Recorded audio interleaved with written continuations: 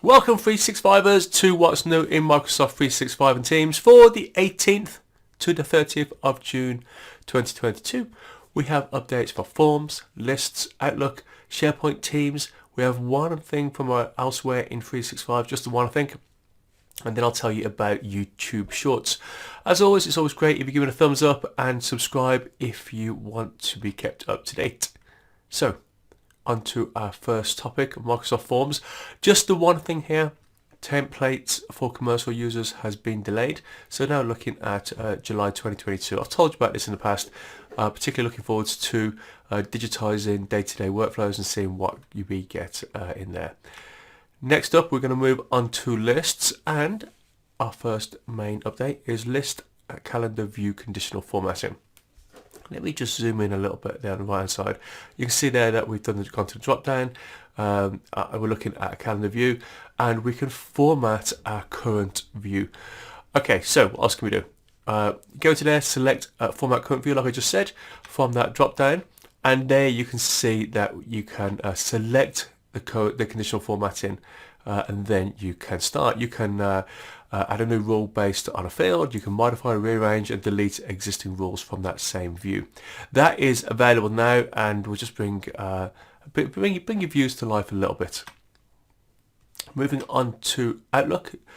So I only told you about this last time, I'm sure. This has not been around very long. Additional RSVP options. So the main point here is the ability to tell people that yes, you're going to attend, but whether you're going to attend in person or you're going to attend online. However, that's on hold from their early feedback. The early feedback obviously didn't go to plan because they've put it on hold with no actual date. So let's see how that looks. As soon as that comes back, I will of course let you know. Moving on now to SharePoint. Improvements to SharePoint page authoring. Column reflow and RSS connector web parts. So actually there's four parts here, and I'm just going to touch on this, folks. It's quite a big blog post. Look in the notes, go to the blog, you can read the short version, and that will hop you to the main page for this. But very quickly, changes to the two-column reflow, control the vertical section reflow. So just when you're looking at SharePoint pages on different size screens, the page has to work out what to do with the web parts and the parts of the screen. How do you handle the fact that they need to be rearranged for the size of the screen that person's looking on? And this is what this is about. So it's some changes to there. Also, if you are someone who uses Teams as their window to their workday, you get more space for editing SharePoint pages inside Teams, and changes to the RSS connector web part. So really, folks, you need to go and have a look at that. There's quite a few bits to that. Late June for some parts of it. Those are people who get stuff early, but generally speaking, most of us are looking at mid-July for most of those parts. On to Teams already. Quick one this week. Cameo in PowerPoint Live. So you can see here, let's zoom in, let's have a closer look at what's going on here. So you can see here that we're presenting, and we want to choose a layout, content only, standout, or this one here called Cameo. It means that you can customize where that video feed is and where it goes on your slides. And what's cool about this is that all the other parts, all the things that you can do with objects inside PowerPoint, you can do that with this. You can make it fade, move, all sorts of other stuff. Now that's due September this year, and that looks like quite a big piece of work, doesn't it? That's the type of thing that Microsoft hope will come out at a certain time, but I bet there's so many moving parts. I wouldn't be surprised if that gets pushed into the autumn. And if you're interested in Cameo, you want to check out Cameo in PowerPoint, it's probably not available for you at the moment. Go and have a look at the blog, and there's a note on there on how you can get it.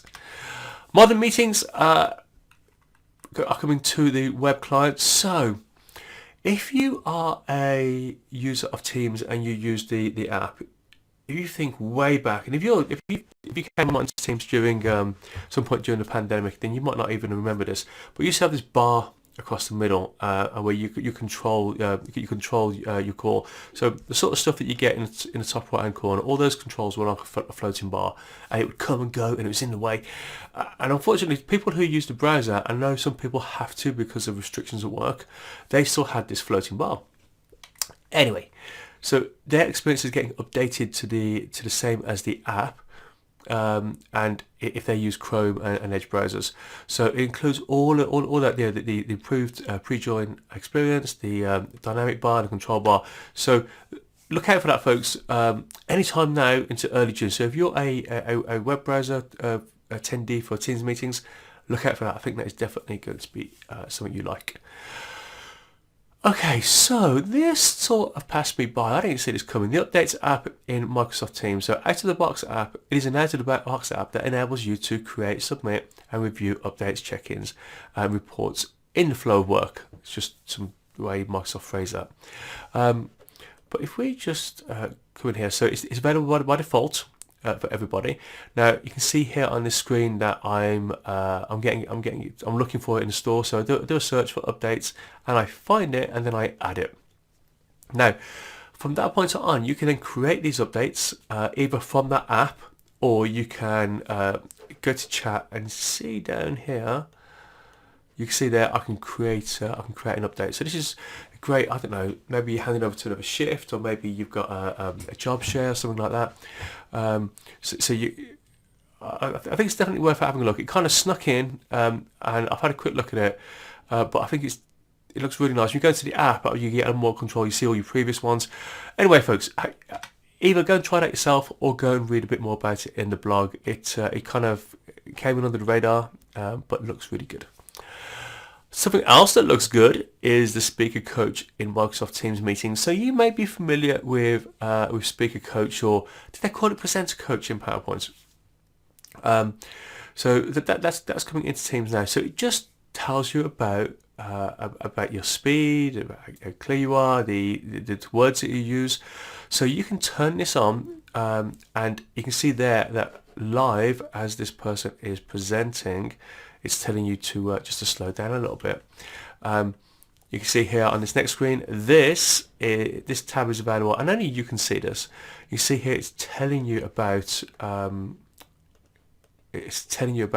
way that you've performed during that presentation, that meeting, whatever it is that you did. Anyway, so due early to late July 2022.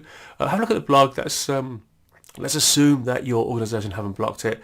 Have a look at the blog, and I'll tell you a little bit more about that. But really nice, especially for people who maybe have the heebie-jeebies about presenting. Moving calls from the view history. So it's the ability to remove a call from your history. Now, it might be that you do a job, maybe a very sensitive role in your organisation, and if somebody saw somebody's name on your call log, that would tell them something about that other person based on the fact that you've called them. Okay. Anyway, you've got the ability to remove that. Now, it doesn't remove it from the IT admin's call login behind the scenes. It just means that it won't show up on your screen. If maybe you're screen sharing, you accidentally click on there, maybe those sensitive calls can be hidden. Anyway, that's due late July to mid-September. So, some quick ones. Polls in Teams, that's available now. So let's have a close look at this icon here, because this is what you're going to be looking for in the future. So before now, we have just installed the Forms app, and it had the Forms icon, but it had the word polls underneath it. Anyway, this functionality is getting its own identity now, and you'll find that in your Teams meetings. You'll be using that instead of Forms. Also, a new question type called Ratings is coming to the Polls app. So that means that you'll have 4 options to use during your meetings, and I think they're a great way to engage your audience. The co-organizer role in Teams meetings, I told you last week that it was available. Turns out that some people don't have it yet. Okay, so it could be as late as mid-July for some people. You can see here that we've added somebody as a presenter, and now I can add them as a co-organizer. You can have up to 10 of those. A lot of people say they have it, but actually some people don't yet. Moodle Learning Management System integration is a plugin now available for Teams. Okay, let's have a quick look at around 365. It's a quick one this week, isn't it? Just the one, My Analytics dashboard, briefing email settings changes. Okay, the config settings change will be replaced just by a settings page. Let's just go down here and just show you where I'm talking about. We go to My Analytics. So 3 other changes. Access to select settings will be extended to all users who have licenses. I'm having to read this out, apologies. The page will undergo a design change, and the Microsoft Viva Briefing email settings will be relocated to the My Analytics dashboard. Gonna have a read of that one as well. So do mid-June to late July 2022. Okay, so we're done, folks. This is how you keep up. So I'm going to pause just for a second. As I put the main blogs out, I'm doing a quick 45-second YouTube short for each one. So if you are interested in just keeping up to date just on a daily basis, 45 seconds is all it will take you for each update. Subscribe on YouTube and you will get those.